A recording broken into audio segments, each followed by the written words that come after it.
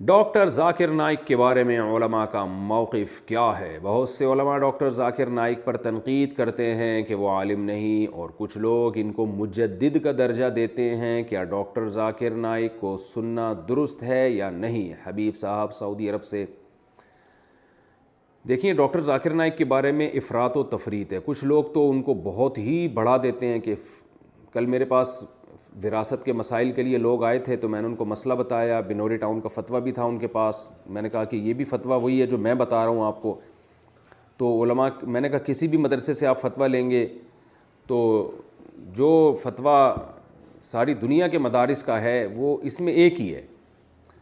تو وہ کہہ رہے ہیں ڈاکٹر ذاکر نائک سے ہم نے سنا ہے، کچھ یوں کہہ رہے تھے، کچھ یوں کہہ رہے تھے۔ تو میں نے ان سے کہا کہ دیکھیں، ڈاکٹر ذاکر نائک سے آپ نے جو سنا ہے، مجھے نہیں پتا وہ آپ سمجھے بھی ہیں کہ نہیں سمجھے، ڈاکٹر ذاکر نائک کا موقف کیا ہے، اور یہ بھی نہیں مجھے پتا کہ وہ اس بارے میں صحیح کہہ رہے تھے غلط کہہ رہے تھے، لیکن ہر شخص کی ایک فیلڈ ہوا کرتی ہے۔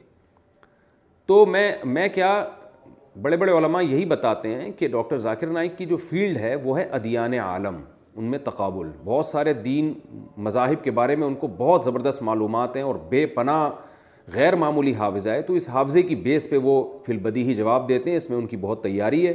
تو یہ ان کی فیلڈ ہے، اس میں دنیا ان کی محتاج ہے۔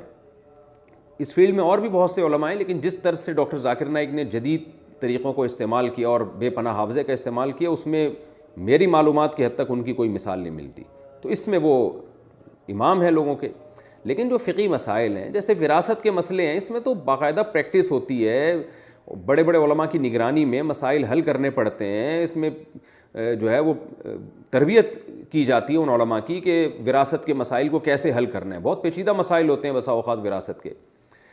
تو یہ وہ طبقہ ہے جو جنہوں نے جناب محترم ڈاکٹر ذاکر نائک کو اتنا بڑھا دیا کہ وہ مسائل بھی اب انہی سے پوچھنا شروع کر دیے ہیں، اور ایک طبقہ وہ ہے جو ان پہ بلا وجہ تنقیدیں کرتا رہتا ہے، اور تنقیدیں ایسی ایسی کہ الامان والحفیظ۔ تو اعتدال کی بات یہی ہے جو حضرت مفتی تقی عثمانی صاحب جیسے بڑے علماء کی رائے ہے، اور بھی دیگر بڑے علماء کی رائے ہے کہ بھئی وہ اپنی فیلڈ کے ماہر ہیں، لیکن مسائل کے معاملے میں ان کی تحقیق نہیں ہے۔ وہ خود بسا اوقات یہ اعتراف کر چکے ہیں۔ میری ان سے براہ راست 2 دفعہ ملاقات ہوئی ہے، اور دونوں دفعہ میں انہوں نے اعتراف کیا کہ میں مفتی نہیں ہوں، مسائل میرا کام نہیں ہے۔ تو ہم نے ان سے پوچھا کہ آپ پھر بتاتے کیوں؟ انہوں نے کہا لوگ اصرار کرتے ہیں بہت زیادہ، اور خاص طور پہ غیر مسلم پوچھتے ہیں، تو مجھے جو کچھ معلومات ہوتی ہیں میں بتا دیتا ہوں۔ اور انہوں نے یہ بھی بتایا کہ مسائل کے معاملے میں میری آراء میں رجوع بھی بہت ہوا ہے، تبدیل بھی بہت ہوئی ہے، کہ پہلے مجھے کچھ مسائل تھے جن کی پوری تحقیق نہیں تھی، میں نے بتا دیا، لیکن پھر مجھے احساس ہوا، جس میں انہوں نے 3 طلاق کے مسئلے کے بارے میں بتایا کہ پہلے میری رائے یہ تھی کہ 3 طلاقیں ایک ہوتی ہیں، تو میں برملا بتاتا تھا، بعد میں اور ریسرچ کی تو پتہ چلا کہ نہیں، بھی ایک اس کے مقابلے میں ایک دوسری بھی بہت مضبوط رائے موجود ہے۔ تو میں نے پھر ان سے کہا کہ آپ مزید مطالعہ کریں گے تو اور اس میں آپ آگے بڑھیں گے۔ تو خیر، میری کیا اوقات ان کے سامنے، یعنی جو جس فیلڈ میں وہ چل رہے ہیں تو اس میں میری کوئی اوقات نہیں ہے۔ لیکن یہ کہ مسائل کے معاملے میں مفتیان کرام، اور میں کہتا ہوں ہر وہ شخص نہیں جس کے نام کے ساتھ مفتی لگا ہوا ہے، بلکہ کسی ریلائبل ادارہ اس کی کوئی ریلائبل ادارہ اس کی ذمہ داری لیتا ہو، باقاعدہ وہ کسی مضبوط ادارے میں دارالافتاء میں بیٹھتے ہیں، علماء کی نگرانی میں یہ کام سیکھا ہو، ورنہ آج پتھر اٹھاؤ مفتی نکل رہا ہے نیچے سے، ہر پاگل سے پاگل نے اپنے نام کے ساتھ مفتی لگایا ہوا ہے۔ اور کوئی ہمارے ہاں پاکستان میں تو کوئی معیار ہی نہیں ہے نا کہ جس کو چاہو مفتی لگا کے۔ مفتی عبدالقوی کا کیسا اسکینڈل چلا ہے، لوگ مجھے کہنے لگے مفتی عبدالقوی نے یہ کیا، میں نے کہا پہلے یہ تو ثابت کرو کہ یہ مفتی بھی ہیں کہ نہیں ہیں۔ تو جس کے نام کے ساتھ چاہو مفتی لگا دو، اتنا سستا لفظ ہو گیا ہمارے معاشرے میں، اور پتھر اٹھاؤ تو نیچے سے مفتی نکلتا ہے۔ عامل مفتی بنے ہوئے ہیں، روحانی عامل جو جن چڑیل بھوت بھگا رہے ہیں وہ مفتی بنے ہوئے ہیں، تو جن چڑیل بھوت بھگانے والے کا تو مفتی سے کوئی تعلق ہی نہیں ہوتا، تو وہ اپنے نام، روحانی ٹوپی ڈرامے جو ہیں وہ اپنے نام کے ساتھ مفتی لگا رہے ہیں۔ تو باقاعدہ جو بڑے بڑے دینی ادارے ہیں، ان اداروں میں چاہے وہ عرب میں ہوں، چاہے وہ پاکستان میں ہوں، بر صغیر میں ہوں، اس ادارے کا منجھا ہوا کوئی آدمی ہونا چاہیے جس نے باقاعدہ پراپر طریقے سے یہ کام کیا ہو، اہل افتاء کی نگرانی میں فتویٰ سیکھا ہو، تحقیق کرنا جانتا ہو، اس فیلڈ میں ماہر ہو، صبح و شام لوگوں کے روزمرہ مسائل آ رہے ہیں اس کے پاس، ان پہ ریسرچ کر رہا ہو۔ اس میں بہت کھوپڑی لگتی ہے، دماغ لگتا ہے، اتنا آسان نہیں ہے یہ۔ تو میں نے جب زندگی میں پہلا فتویٰ لکھا تھا نا، تو مجھے اندازہ ہو گیا تھا یہ کتنا مشکل کام ہے، فتویٰ لکھنا کتنا مشکل کام ہے۔ تو اور علماء کی نگرانی میں بیٹھ کے لکھنا، عوام کو تو بیوقوف بنانا بہت آسان ہوتا ہے، کوئی بھی حدیث کا ریفرنس رٹا لگا کے آپ پبلک کے سامنے رکھ دیں تو لوگ بیوقوف بن جاتے ہیں۔ تبھی آپ دیکھ لیں مارکیٹ میں نئے نئے لوگ آئے ہوئے ہیں جو پراپر عالم نہیں ہے لیکن مفتی بنے ہوئے ہیں، حالانکہ مفتی تو عالم کے بعد بنتا ہے. تو ایسے لوگ آئے ہوئے ہیں جو عالم ہی نہیں ہیں لیکن ڈائریکٹ، یعنی ایک ایسا شخص ہے جس نے MBBS تو کیا نہیں ہے لیکن وہ گردوں کا اسپیشلسٹ بن گیا. تو گردوں کا اسپیشلسٹ، کڈنی اسپیشلسٹ تو بہت بعد میں جا کے بنے گا، پہلے تو سادہ ڈاکٹر تو بنے گا نا وہ.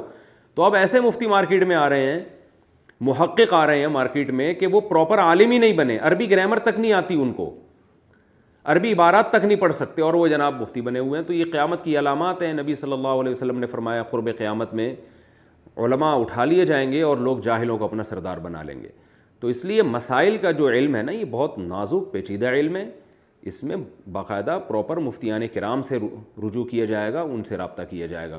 تو ڈاکٹر ذاکر نائک جو ہے اہل حق علماء میں سے ہیں، اہل سنت والجماعت میں سے ہیں. ہم ان سے ملے ہیں، میں کیا بڑے بڑے علماء ان سے ملے ہیں، جو ان سے ملتا ہے ان کی تعریفیں کرتا ہے کہ اللہ نے ان کو بہت تواضع دی ہے. ان میں بڑی اچھی بات یہ ہے کہ ان کو اگر بتایا جائے کہ آپ سے یہ مسٹیک ہوئی ہے تو فوراً رجوع کرتے ہیں وہ، اور سنت کے پابند ہیں، تہجد کے پابند ہیں، دعاؤں کے پابند ہیں، معمولات کے پابند ہیں. تو اللہ تعالیٰ نے ان کو ان صفات سے نوازا ہے. اللہ تعالیٰ ان کی عمر میں خوب خوب برکت عطا فرمائے، اور جو پابندیاں دنیا میں ان پہ لگی ہوئی ہیں اللہ تعالیٰ وہ پابندیاں ان سے دور فرمائے.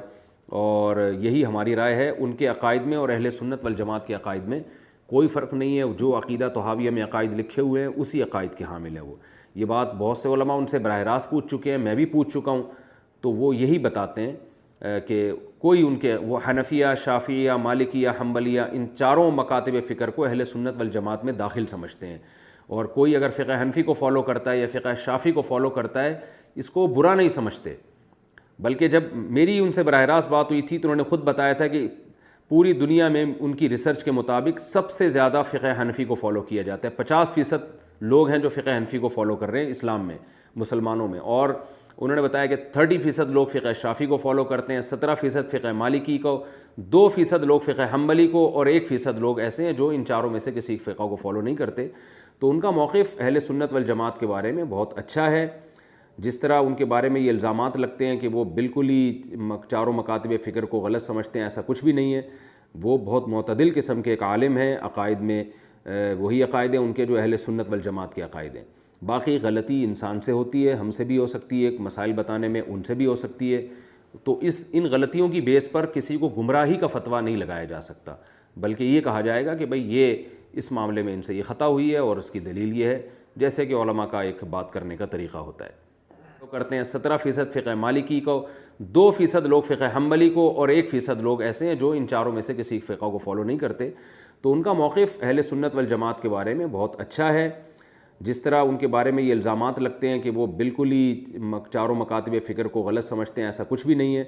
وہ بہت معتدل قسم کے ایک عالم ہیں. عقائد میں وہی عقائد ہیں ان کے جو اہل سنت والجماعت کے عقائد ہیں. باقی غلطی انسان سے ہوتی ہے، ہم سے بھی ہو سکتی ہے، مسائل بتانے میں ان سے بھی ہو سکتی ہے. تو ان غلطیوں کی بیس پر کسی کو گمراہی کا فتویٰ نہیں لگایا جا سکتا، بلکہ یہ کہا جائے گا کہ بھئی یہ اس معاملے میں ان سے یہ خطا ہوئی ہے اور اس کی دلیل یہ ہے، جیسے کہ علماء کا ایک بات کرنے کا طریقہ ہوتا ہے.